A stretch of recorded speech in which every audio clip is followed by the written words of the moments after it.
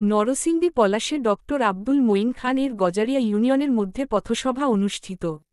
গজারিয়া ইউনিয়নের ১২টি পথসভার মধ্যে জন মানুষের স্রোতলোকে লোকারণ্য সেকান্দরদি জালঘাটা বাজারের মাঠে বিশাল পথসভায় ডক্টর আব্দুল মঈন খানেকে বরণ করে নিতে সকল নারী পুরুষ একত্রে অনুষ্ঠান প্রোগ্রামে উপস্থিত ছিলেন।